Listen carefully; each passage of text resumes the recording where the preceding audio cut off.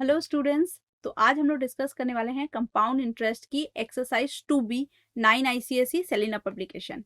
ठीक है, तो हमने कंपाउंड इंटरेस्ट को ऑलरेडी डिस्कस कर लिया है विदाउट यूजिंग एनी फॉर्मूला। ठीक है, कंपाउंड इंटरेस्ट को without using any formula discuss कर लिया है। एक्सरसाइज 2A भी सॉल्व किया था, बहुत ही इजी क्वेश्चंस थे। अब क्या है, एक्सरसाइज 2B करने वाले हैं, जिसमें क्या होगा, मोस्टली क्वेश्चंस ऐसे होंगे जिसमें सिंपल इंटरेस्ट, कंपाउंड इंटरेस्ट, इनके मिक्स क्वेश्चंस होंगे। यानी कि अगर सिंपल इंटरेस्ट निकाला तो कितना आया, कंपाउंड इंटरेस्ट निकाला तो कितना आया, किसमें ज्यादा प्रॉफिट है, माइनस करो, डिफरेंस निकालो, टोटल अमाउंट कभी निकालने को कहेंगे। तो ये सारे टाइप के क्वेश्चंस मैं इस एक्सरसाइज से डिस्कस कर दूंगी। आपको क्या करना है, आपको ऐसे कि आपका क्लियर हो चुका है कॉन्सेप्ट, तो आपको अब जाके इन क्वेश्चंस को सॉल्व करना है। एक क्वेश्चन का टाइप उठाना है और उसी टाइप के क्वेश्चंस को, कुछ क्वेश्चन को सॉल्व करना है, फिर दूसरे टाइप के। तो बेसिकली आपको समझना है कि कितने टाइप के क्वेश्चंस हैं, ताकि आपके एग्जाम में जब क्वेश्चंस आए तो आपको ये मतलब ना लगे कि ये किस टाइप का क्वेश्चन है, हमने कभी ऐसा क्वेश्चन बनाया नहीं है। तो ऐसा तो हो ही नहीं सकता है। यानी कि हमने हर टाइप के क्वेश्चंस डिस्कस किए हैं और आगे भी ऐसे ही मैं हर टाइप के क्वेश्चंस करूंगी। तो प्लीज पेन पेपर लेके बैठना और ध्यान से एक एक क्वेश्चन को, जैसा क्वेश्चन आता है पॉज करो, वीडियो को खुद से सॉल्व करो, गलती होता है या नहीं सॉल्व हो रहा है, let's check the solution which I have done. ठीक है, तो चलो स्टार्ट करते हैं। Okay, let's do our first question.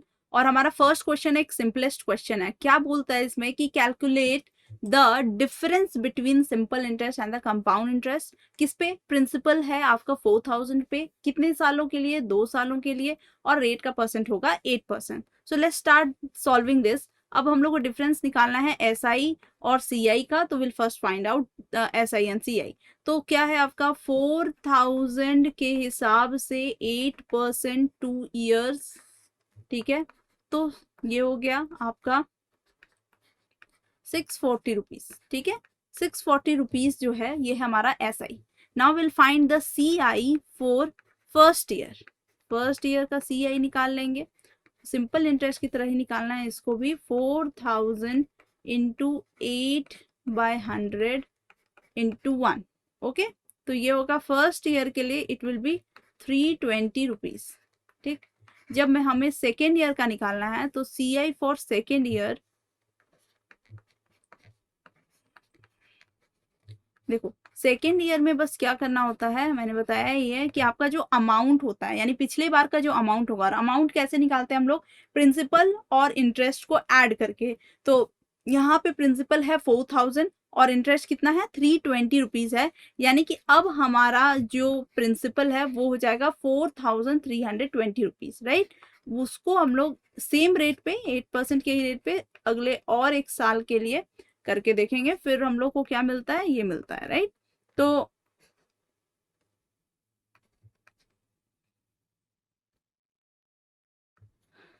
This will be the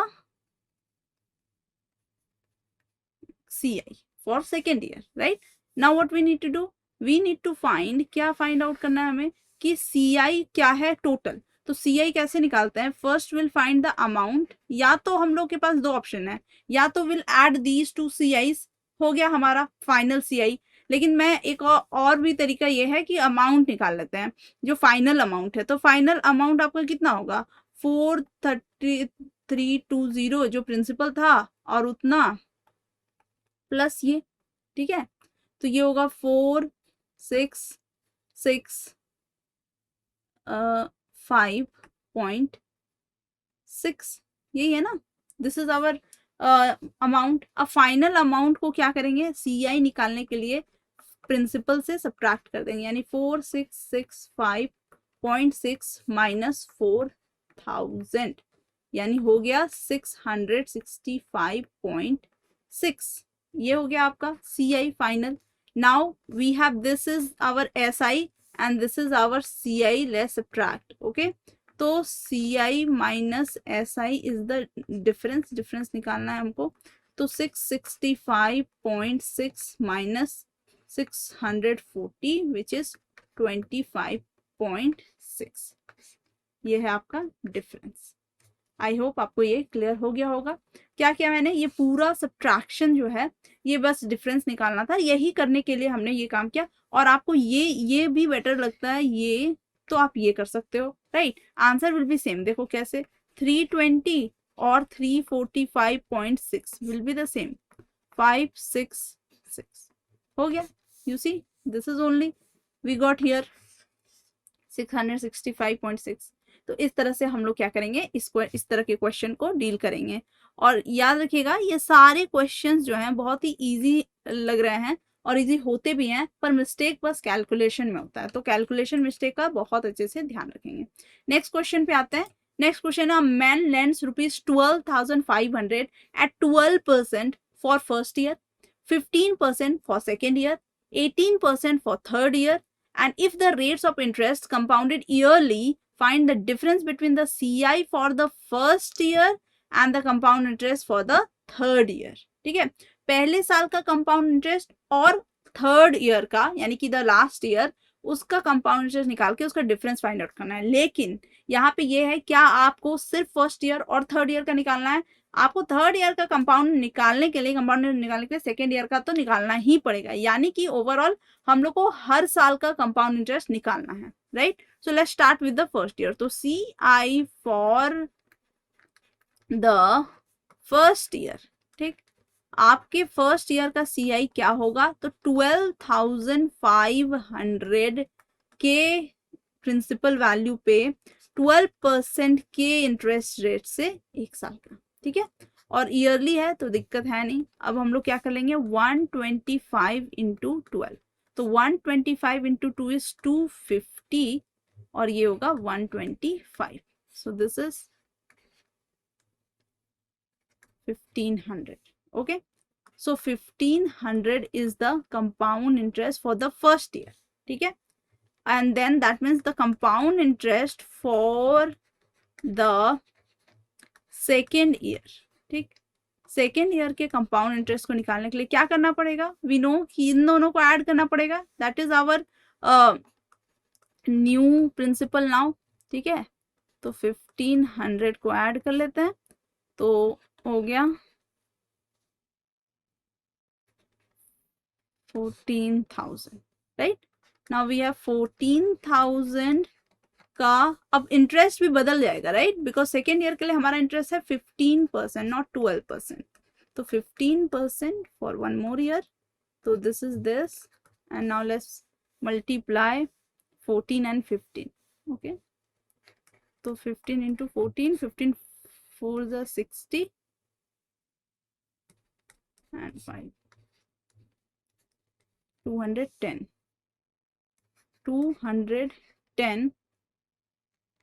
that means 2100। this is the CI for second year, right। अब थर्ड ईयर के CI को निकालने के लिए we need a new principal, right। अब न्यू प्रिंसिपल को निकालना, पहले थोड़ा मैं जगह साफ कर लेती हूँ।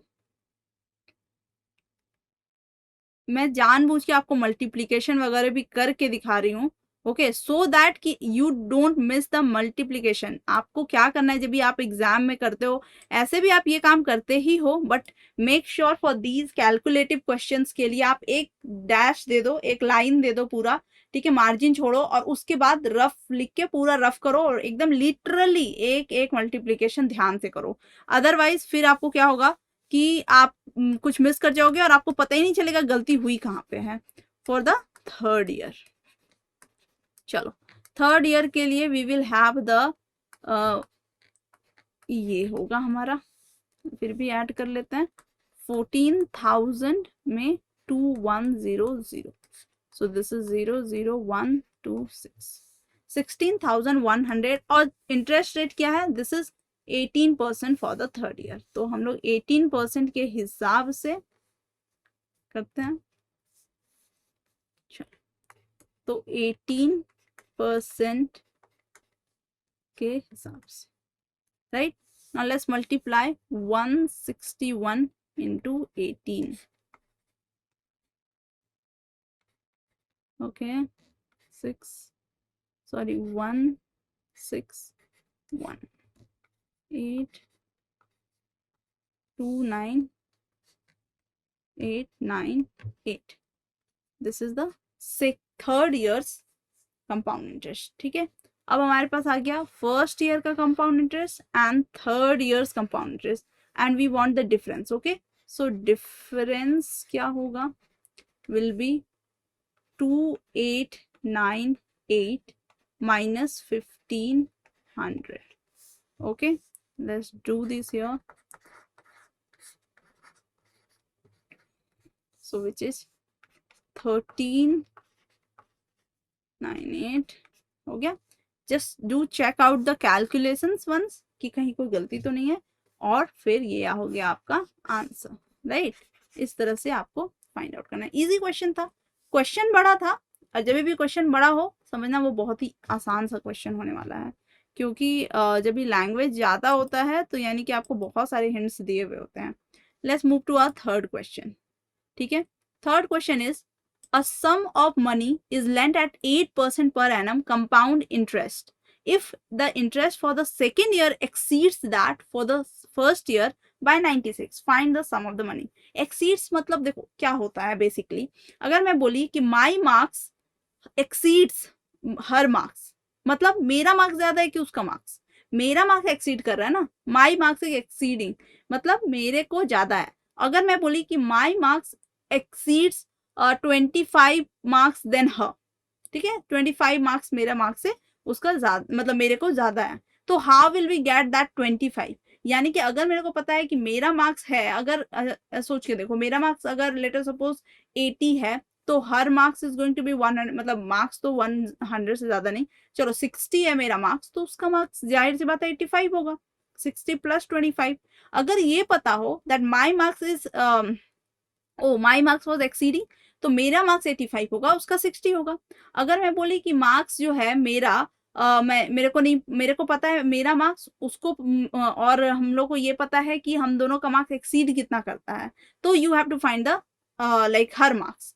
तो आप इजिली फाइंड आउट करते हैं. वही है एक्सीडिंग का मतलब, एक्सीड करने का मतलब कोई चीज किसी से कितना ज्यादा है. तो अगर मैं हमें वो एक्सीड निकालना है, अब मेरे को मेरा मार्क्स पता है, late us suppose I have got 85 marks and she has got 60 marks. That means how much am I exceeding here? हम मेरा कितना मार्क्स एक्सीड कर रहा है, मेरा मार्क्स है 25 मोर. हाउ डिड आई फाइंड, हम मेरे को अपना मार्क्स और उसके मार्क्स को सब्ट्रैक्ट करना होगा. Right, getting the difference whenever exceed words come, या इतना more than, this is called comparison. Basically when we do comparison we must have to subtract and gate the difference, तो जाके clear होता है भाई हमारे बीच और किसी और इंसान के बीच क्या डिफरेंस है. दैट विल टेल मैं कितना आगे हूं, मैं कितना पीछे हूं. राइट, तो अब चलो देखते हैं. Sum of money is lent at 8% per annum compound interest if the interest for the second year. So यहाँ पे एक चीज नोटिस करना कि सम ऑफ मनी लिखा हुआ है, यानी कि प्रिंसिपल इज नॉट गिवन, तो let the principal is equal to x rupees. ठीक, मान लो या p ही रुपीज है. ठीक, तो अभी मैं बोली कि कंपाउंड इंटरेस्ट निकालना है फॉर फर्स्ट ईयर. ठीक, तो for first year compound interest will be x का 8%, रेट इज 8% 1 विच इज 8x बाय 100. हम लोग इसको सिंपलेस्ट फॉर्म में भी ला सकते हैं, बट लेट इट बी. ठीक है, अब क्या है, then second year, let's find the second year. अब सेकेंड ईयर के लिए जो कंपाउंड रेट होगा, उसके लिए जो प्रिंसिपल वैल्यू होगा वो होगा principal, original principal plus interest, यानी कि x प्लस 8x बाय 100, यही होगा. This is going to be the next principal, क्योंकि प्रिंसिपल प्लस इंटरेस्ट यानी अमाउंट को लेते हैं हम लोग अगला प्रिंसिपल, तो ये हमारा नेक्स्ट प्रिंसिपल, यानी कि ये है 108x बाय 100, ये है हमारा नेक्स्ट प्रिंसिपल. इस पे फिर कितना लगाना है, 8% का रेट जाएगा वो for 1 more year. Right, let's multiply the numerator. 8 8 जा 64, 6. Okay, this divided by 10,000. Fine, ये हो गया हमारा CI for the next year. And so this is CI for second year and this is the CI for first year, whose difference is 96. right, the difference is 96. so let's subtract. अच्छा, एक चीज और बता दूं कि आपने देखा होगा कि सीआई जब हम लोग निकालते हैं तो पहले साल में मेरे को जो भी सीआई मिला उसके बाद सेकेंड ईयर में क्या वही सीआई सेम होता है या ज्यादा होता है या कम होता है? ऑब्वियसली ज्यादा होता है, क्योंकि हमारा प्रिंसिपल जो अमाउंट है वो भी क्या हो जाता है, बड़ा हो जाता है। ठीक है, तो उस पर जो मिलने वाला सीआई है वो भी ज्यादा हो जाता है। सेम वे अगर मैं बोली कि आपको जैसे सिंपल इंटरेस्ट है, तो पहले साल का जो इंटरेस्ट है वो दूसरे साल के इंटरेस्ट के कंपैरिजन में कैसा होता है, सेम होता है। क्यों? क्योंकि हमारा प्रिंसिपल भी तो सेम है, राइट? जब प्रिंसिपल बदला नहीं है तो इंटरेस्ट भी नहीं बदलता है, लेकिन यहाँ पे तो हमारा प्रिंसिपल बिल्कुल बदल रहा है और बड़ा होते जा रहा है, तो हमारा इंटरेस्ट भी क्या होगा, ज्यादा होता रहेगा। ओके, तो इसका मतलब है ये बड़ा है, this is bigger than this, so let's subtract the both.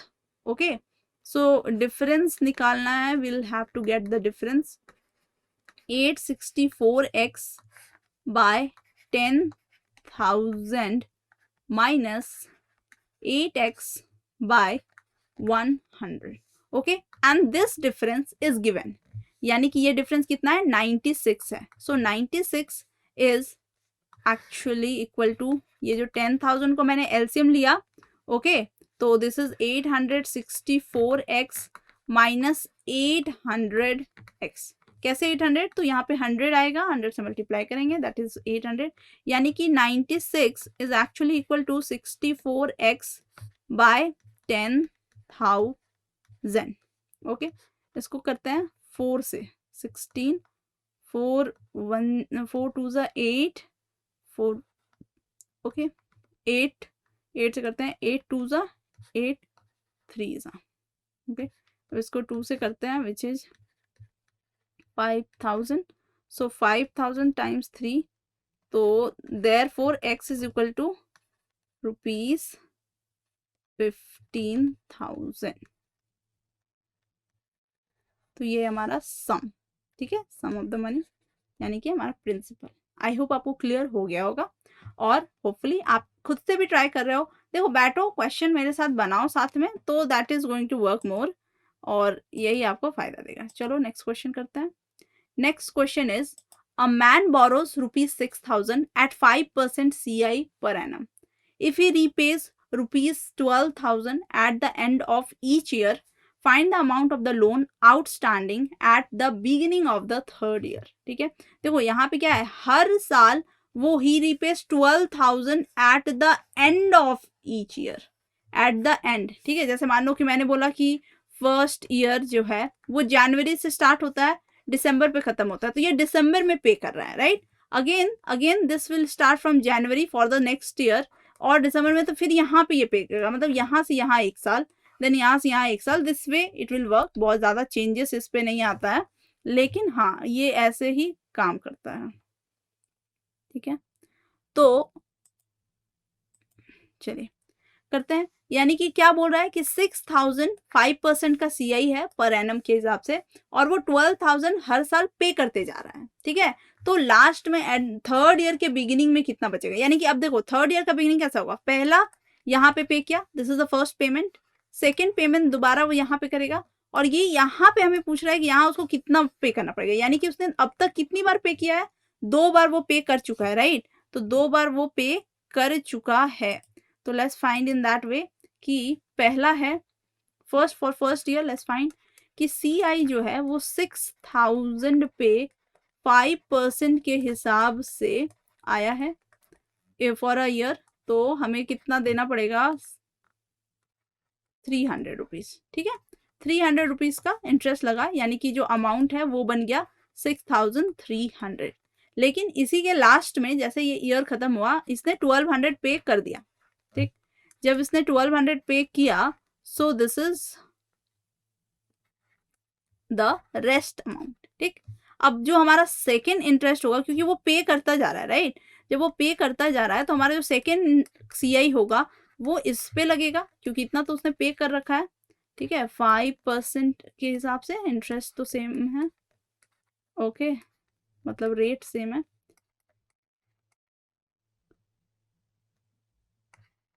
So 255 rupees. ठीक, 255 रुपीज जो है नेक्स्ट ईयर का इंटरेस्ट बना, यानी कि नेक्स्ट ईयर के अमाउंट को अगर देखा जाए तो वो बन जाएगा 5100 प्लस 255, विच मीन्स 5355 ये हो गया, ये अमाउंट है इस, लेकिन यहाँ पे उसने ये क्या करेगा, रीपे कर देगा, ठीक है। अब ये रीपे कितना का करेगा, 1200 का दोबारा उसने क्या किया, रीपे कर दिया। फिर जैसे वो रीपे करता है तो कितना बच जाएगा, इतना बचेगा।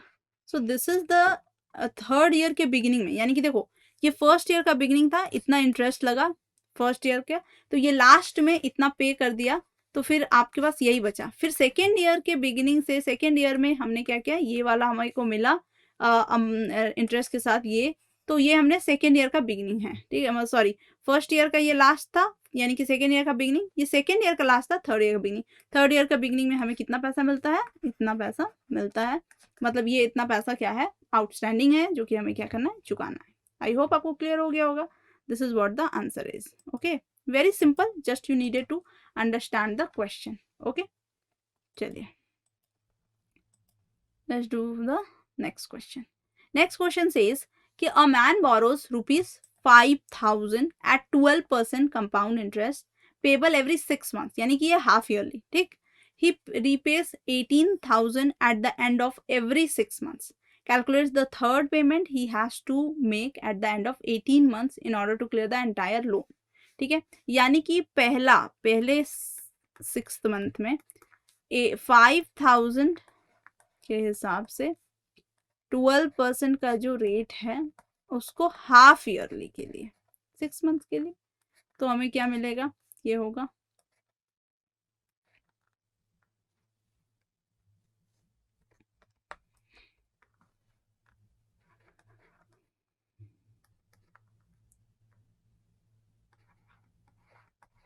This is the first month CI, मतलब एवरी 6 मंथ में देना है ना, तो ये हो गया।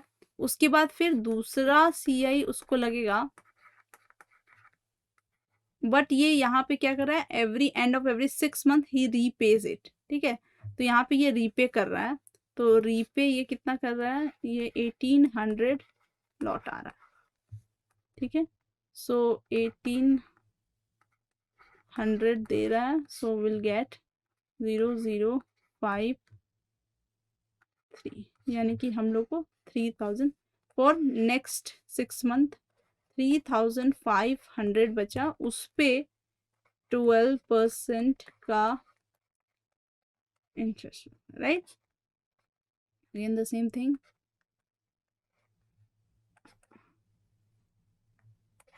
210, तो ये हो गया हमारा फॉर द नेक्स्ट ईयर। जिस जो अमाउंटेड कितना हो जाता है, इतना अमाउंटेड होता है, जिसमें कि 1800 फिर से पे कर दिया जाएगा। तो बचा कितना, 1910 फॉर थर्ड। अब क्या बोल रहा है कि 18 मंथ्स के लिए, right, eight the end of 18 months, ठीक है। तो पहले 6 मंथ्स में ये यहाँ पे हुआ, सेकेंड 6 मंथ में यहाँ पे हुआ, अब एंड ऑफ थर्ड ईयर, तो यहाँ पे सबसे पहले विल सी कि बना कितना इंटरेस्ट, ओके 260,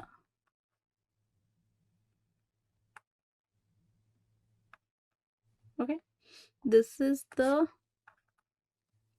यानी 114.6 ये हो गया आपका इसका। अब इसको क्या करना है, will have to get the one, यानी कि 1910 और 114.6, यानी 6422024 जो है ये करना है, यानी कि at the end of 18 months, तो 1800 जो है पेबल है यहाँ पे भी 42, यानी इतना रुपीस जो है वो लास्ट में देना बाकी है। ओके, आई होप ये भी आपको समझ आया होगा। इसमें बस क्वेश्चन यही था कि आपको 18 month, just you need to understand that at the end बोल रहा है, एट द फर्स्ट बोल रहा है, बिगिनिंग बोल रहा है, ये ध्यान देना है। ओके, चलो तो next question is on a certain sum of money, the difference between the compound interest for a year for a year uh, payable half yearly and the simple interest for a year is 180. Find the sum lent out if the rate of interest in both cases 10% per annum. क्या बोल रहा है, एक certain sum of money का जो difference है compound interest का half yearly के लिए और सिंपल इंटरेस्ट फुल के लिए. तो पहले कंपाउंड इंटरेस्ट निकालते हैं, राइट. कंपाउंड इंटरेस्ट किसके लिए, एक सर्टन सम के लिए, ठीक है, सर्टन सम के लिए 10% के हिसाब से and for how many years, for a year, right. तो फॉर अ ईयर, तो यहाँ पे क्या है, हाफ ईयरली के लिए तो 2 बार होगा, राइट. हाफ ईयरली का इंटरेस्ट दे रहा है तो ये 2 बार होगा, तो ये होगा 520, यानी कि ये होगा x/20. This is for first half, right. तो ये हो गया फर्स्ट हाफ के लिए, यानी कि सेकेंड हाफ के लिए CI कैसे निकलेगा, x plus x/20, right. x plus x/20 है तो दिस इज 21x/20, ये है आपका नेक्स्ट. और ये कितना होगा, 10% फॉर नेक्स्ट 6 मंथ. ओके, अब नेक्स्ट 6 मंथ के लिए ये हो गया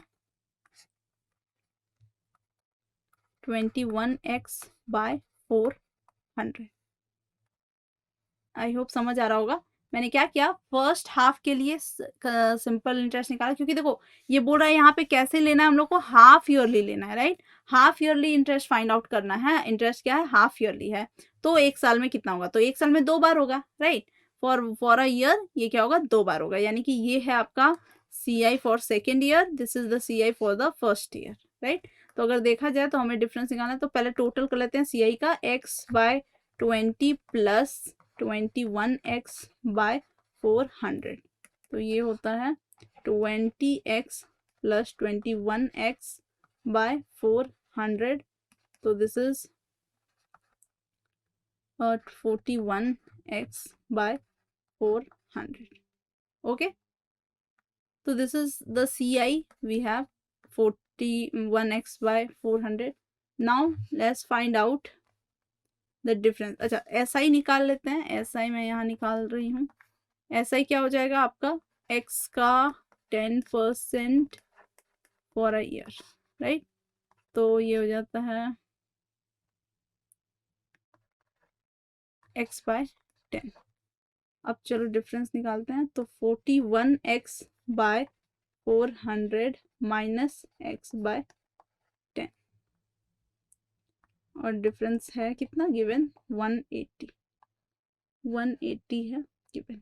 तो this is 400, 41x minus 40x, sorry 4x, right. No, 40 tens are 441. So which means x/400 is equal to 180. तो हो जाएगा x is equal to 180 into 400, 72,000. This is the sum we have. So this is the answer. Clear हुआ. क्या था, difference निकालना था. Compound interest अगर half yearly के हिसाब से देखा जाए तो कंपाउंड इंटरेस्ट 1 ईयर के लिए देखा जाए तो हाफ ईयरली मतलब 2 बार होता है. ये सब मैंने बताया है पिछले वीडियो में. अगर अब तक आपने उस वीडियो को नहीं देखा है तो जाके कॉन्सेप्ट पहले क्लियर कर लीजिए, उसके बाद ही क्वेश्चंस बनेंगे. ओके, चलते हैं अपने नेक्स्ट क्वेश्चन की तरफ. नेक्स्ट क्वेश्चन कहता है, a manufacturer estimates that his machines depreciate by 15% of its values at the beginning of the year. ठीक है, यानी कि पहले साल में उसने 15% का क्या हुआ, उसको लॉस हुआ है, right. Find the original value of the machine if it depreciate by this much during the second year. तो अब दूसरे साल में उसका इतना डेप्रिशिएट हो गया, तो we have to find the ये. तो मान लो कि उसका x रुपीज का क्या था, बिजनेस था, उसका जो मेन प्राइस था original value that is x rupees. Okay, तो ये क्या फॉर फर्स्ट ईयर में उसका कितना घाटा हुआ है, मतलब डेप्रिशिएट किया ना वैल्यू, तो कितना डेप्रिशिएट करेगा, फर्स्ट ईयर में 15% डेप्रिशिएट करेगा, राइट. तो यानी कि 15x/100 इतना डिप्रिशिएट किया, यानी कि जो प्रिंसिपल है फॉर सेकेंड ईयर ये बनता है x माइनस 15x/100, क्योंकि इतना तो वो डेप्रिशिएट कर गया, which is nothing but 85x/100। ये है आपका सेकेंड ईयर का प्राइस, ठीक है, मतलब सेकेंड ईयर का जो रेट है उसका। अब उस सेकेंड ईयर के रेट में फिर से 15% डिक्रीज होगा, राइट। तो यानी कि 85x में 15% नेक्स्ट ईयर भी डिक्रीज होगा, डेप्रिशिएट करेगा, तो ये है। तो चलो मल्टीप्लाई कर लेते हैं, 85 इंटू 15 425 दिस वे, ठीक है। तो ये बनता है 1275x/10,000, ठीक है, यानी कि ये होगा 0.1275। तो अभी इसको 0 पॉइंट में नहीं लाते हैं, ऐसे रखते हैं।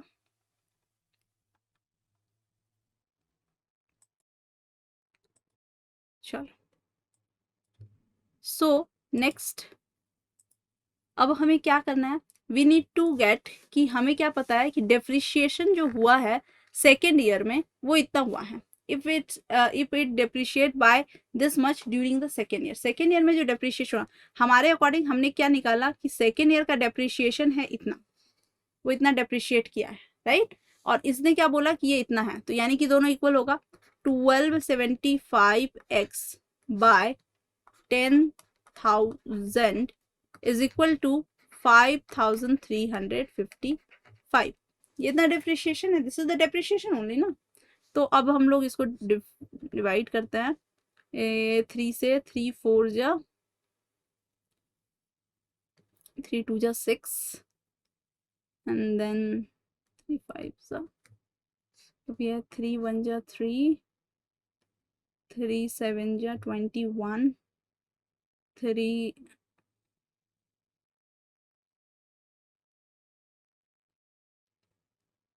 1 जा 3 2 3 7 जा 21 2 3 8 जा 24 3 5, ओके। अगेन 5 5 से करते हैं, 5 8 जा 40, sure, and this will be 5 3 जा 15 28 है, तो 5 5 जा 25 5 7 जा, तो 85 हो गया और 357 हो रहा है। तो 85 इसको भी कर सकते हैं ना, तो 5 1 जा 5 7 जा, ओके, और दैट मीन्स 5 2000। now 17 2 जा 20 34 17 1 जा 21, यानी कि x is equal to 21 into 2000 which means 42,000। I hope आपको ये क्लियर हो गया होगा, right. So this way we need to find the answers. चलिए नेक्स्ट क्वेश्चन करते हैं। Next question is, a man invest 5,600 at 14% per annum, ठीक है, compound interest for 2 years, then calculate करना है। क्या कैलकुलेट करना है, क्या क्या गिवन है, पी यानी कि आपका प्रिंसिपल वैल्यू, 14% यानी कि रेट गिवन है, और 2 सालों के लिए, ठीक, कंपाउंड हो रहा है एनुअली। तो पहले इंटरेस्ट निकालना है फॉर द फर्स्ट ईयर, चलिए निकालते हैं। तो इंटरेस्ट मतलब यहाँ कंपाउंड इंटरेस्ट, अब सिंपल इंटरेस्ट कंपाउंड इंटरेस्ट तो एक ही हुआ, राइट, फर्स्ट ईयर के लिए, फर्स्ट ईयर के लिए बोथ इज सेम। तो लेट्स फाइंड आउट, ये है आपका इंटरेस्ट।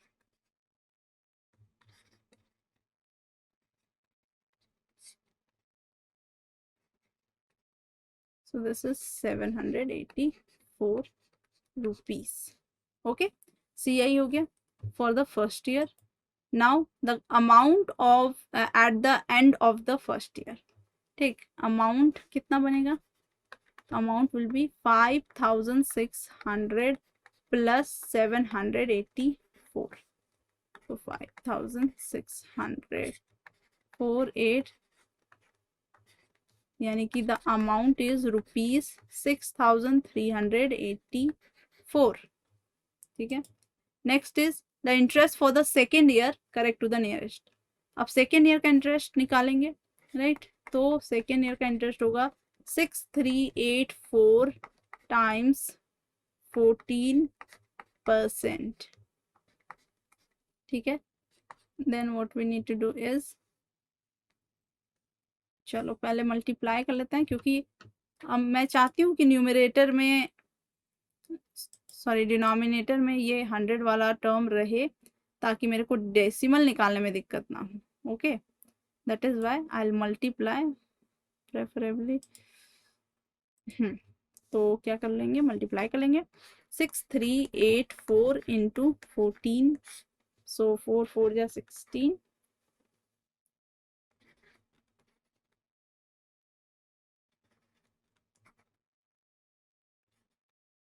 ओके 4 1 जा 4, 8 3 6, तो 6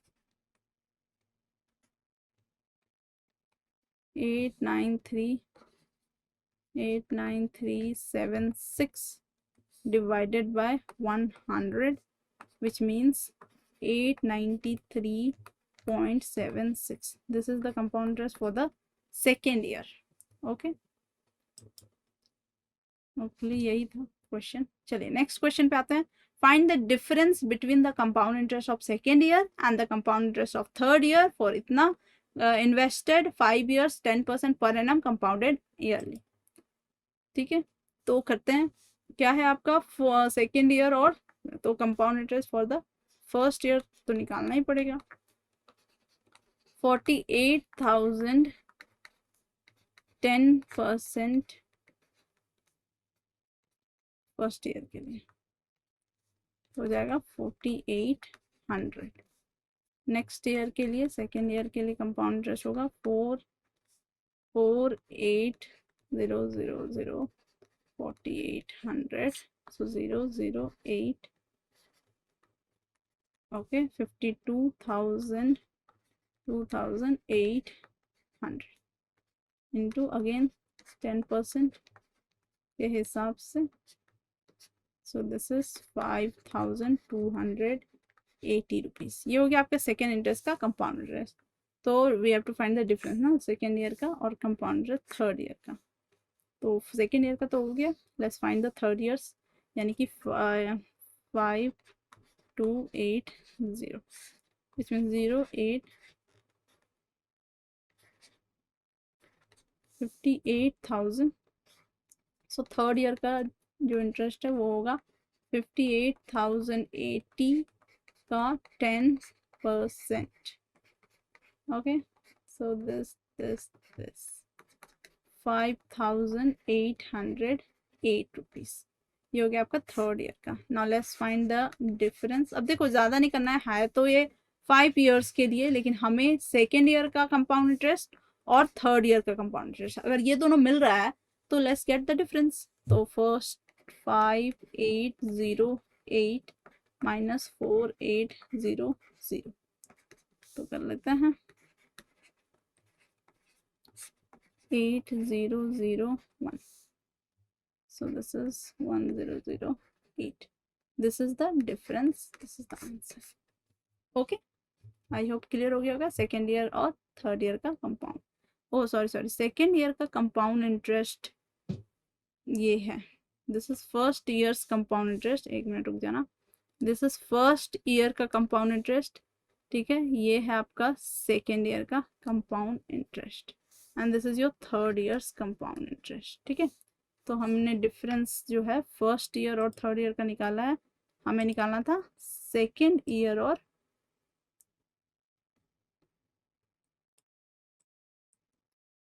चलो, तो we need to get the difference of this minus 5280, तो ये हो गया 5808 5280, so 8 10 82, तो ये हो गया 7725।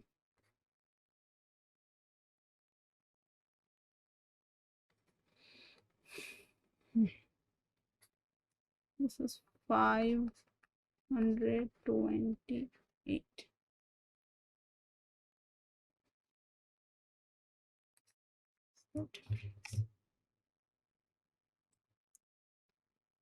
Okay, now let's see the next question. Next question is sum of 50,000 is invested for 8 years at compound interest at the rate of interest being 10%, 12%, 14%, 16% respectively for first 4 consecutive years. Find the total interest earned during the first and third years. ठीक है, total मतलब सम, ठीक है, difference नहीं इस बार निकालना है. तो पहले ईयर के लिए निकालते हैं, फर्स्ट ईयर और थर्ड ईयर का निकालना है, राइट.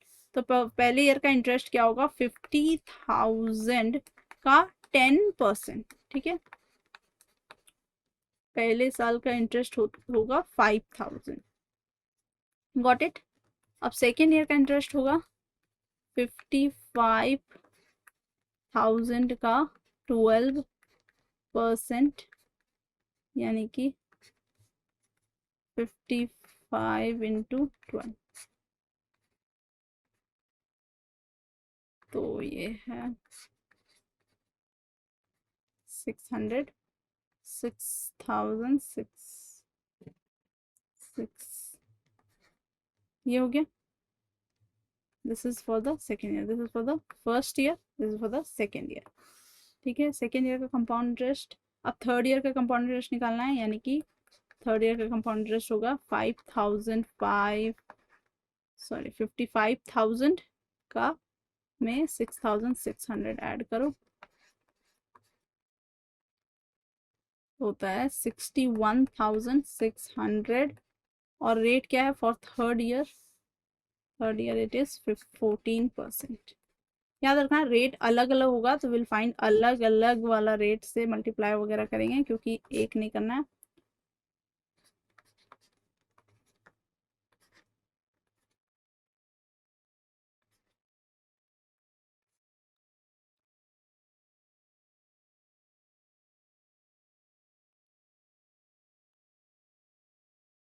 $8,624. ठीक है, this is the CI for next year, यानी कि this is third year CI and this is first year CI. So let get the total बोला है ना, फाइंड द टोटल इंटरेस्ट. तो यानी कि 8,624 प्लस 5,000 यानी कि होगा 13,624. This is the final answer. Okay, I hope ये भी क्लियर होगा. So the basic thing is interest निकालने आना चाहिए और ध्यान देना है कि ये कौन सा आपका रेट क्या है, कितने सालों के लिए, ईयरली है, हाफ ईयरली है, ये बहुत मैटर करता है, राइट. तो a man saves ₹3,000 every year and invest it at the end of the year at 10% compound interest. Calculate the total amount of his savings at the end of the third year. यानी कि 3 सालों में इसने कितना saving किया, तो अच्छी बात है. This is what we have to understand यहाँ से, और सीखना है कि क्या है उसने सेव कर, वो हर महीने 3,000 सेव करके उसको इन्वेस्ट कर रहा है, राइट. तो इससे उसको क्या हो रहा है, देखेंगे कितना फायदा हो रहा है उसको, राइट. तो और कंपाउंड इंटरेस्ट में हो रहा है तो फायदा होगा ही होगा. तो पहले साल में यानी कि उसने 3,000 रुपीज इन्वेस्ट किया फॉर द फर्स्ट ईयर, कितने परसेंट, 10% के हिसाब से. ओके, तो उसको मिल जाएगा 300 रुपीज, ऑब्वियस है 300 रुपीज उसको पहले साल का इंटरेस्ट मिला. यानी कि दूसरे साल में उसको 3,300 पे इंटरेस्ट मिलना चालू होगा, राइट. तो उसको उस पे इंटरेस्ट मिलेगा, यानी कि ये होगा 330 रुपीज उस पे इंटरेस्ट होगा. फिर तीसरे साल के लिए he'll get, ये हो गया फर्स्ट ईयर के लिए, ये होगा सेकेंड ईयर के लिए, this is for third year, right. अब थर्ड ईयर के लिए ही हैज टू इसको ऐड करके 3,630 का 10% के हिसाब से लास्ट ईयर के लिए, right.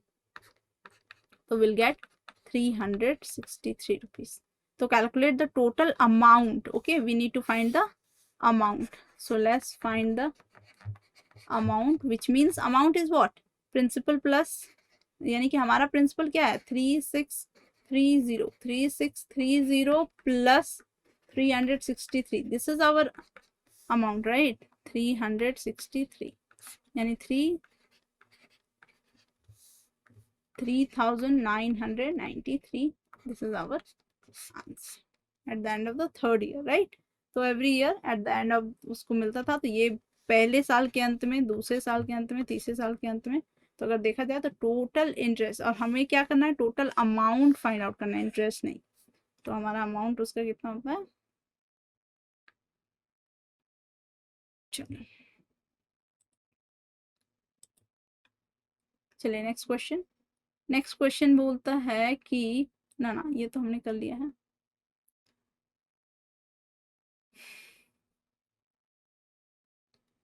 This is our next question.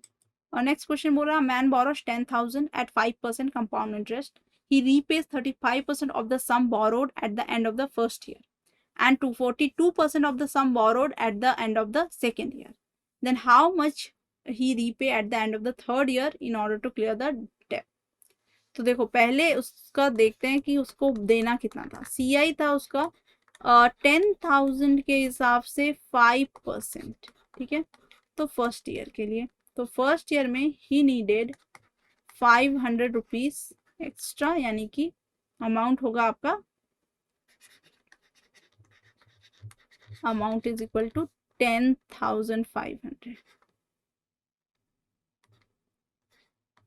10,500, this is the amount right.